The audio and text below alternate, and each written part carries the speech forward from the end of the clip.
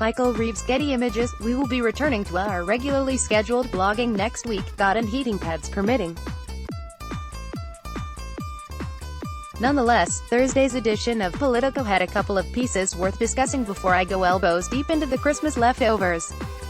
First, it seems that Democratic insiders are catching on to the elephant that's been lounging in the room before them all these weeks.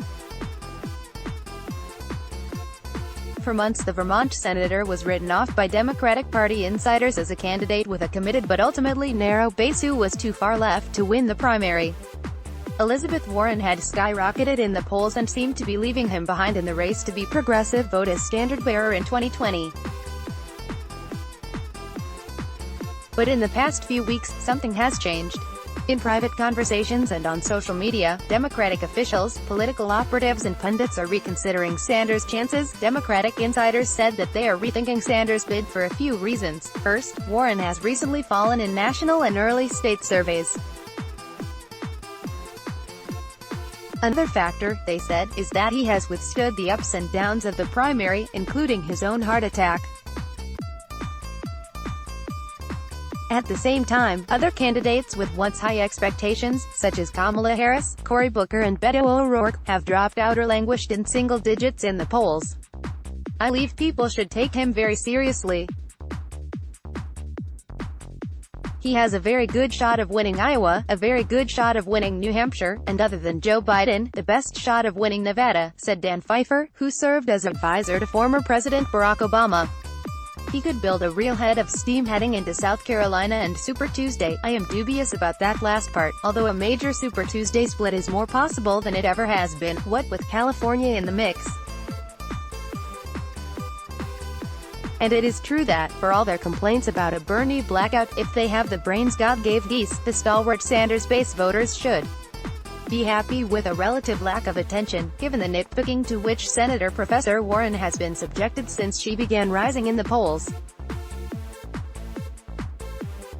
Sanders speaks during a rally in Venice Beach on December 21, 2019.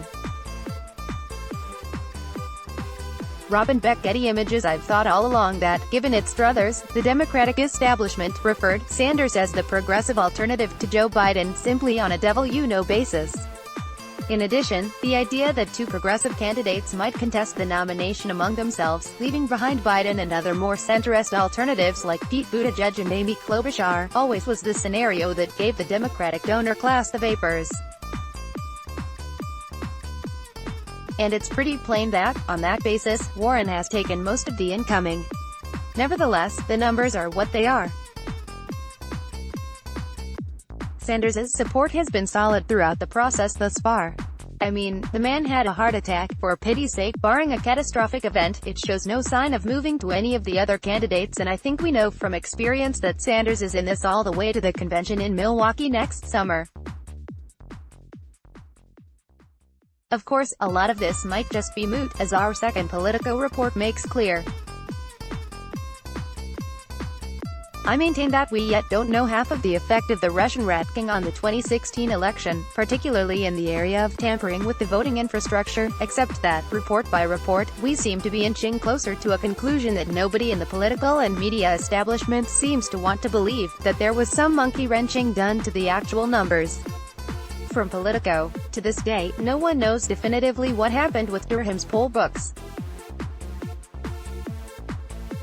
And one important fact about the incident still worries election integrity activists. 3 years later, VR systems had been targeted by Russian hackers in a phishing campaign 3 months before the election.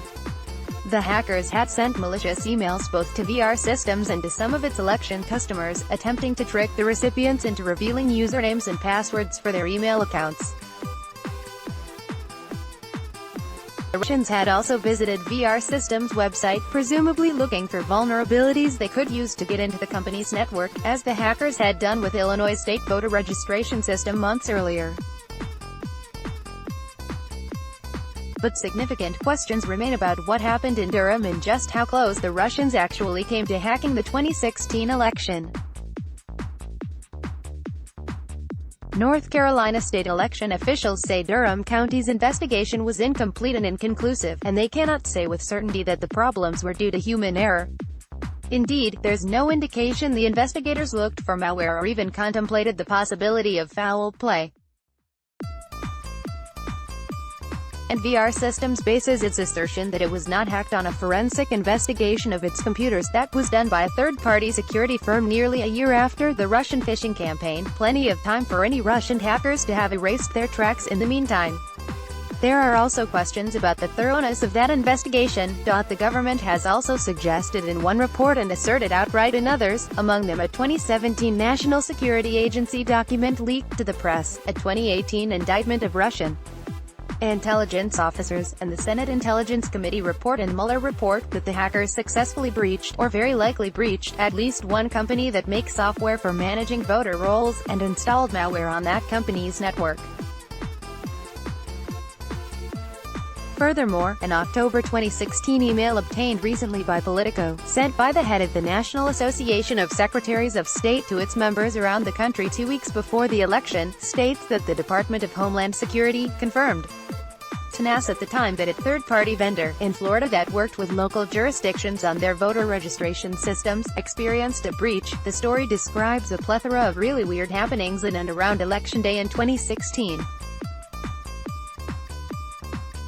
It also makes quite plain that almost nothing has been done to solve many of those weird happenings this time around. It has been the general position here at the Shebeen that all it will take is proof that 3 votes were changed in, say, Raleigh by some guy at a console in St. Petersburg to collapse the country's faith in its elections entirely.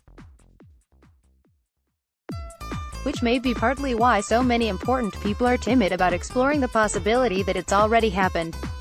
If DHS looked only at the Durham laptops and did not also have mirror images preserved in 2016 of VR Systems' own computers and the Durham County workstation that experienced problems the days before that election, its investigation might resolve the questions about what occurred with Durham's laptops in 2016, but not the question of whether VR Systems was hacked. Those questions could be resolved if the FBI and the intelligence community were to provide more transparency around the assertions made in the Mueller report, the Justice Department indictment and the NSA document. But 3 years after the fact, no one in government seems prepared or willing to provide that clarity. Democracy is not for cowards. We used to know that. Respond to this post on the Esquire Politics Facebook page here. Charles P. Pierce. Charles P. Pierce is the author of 4 books, most recently Idiot America, and has been a working journalist since 1976. Let block ads. Why?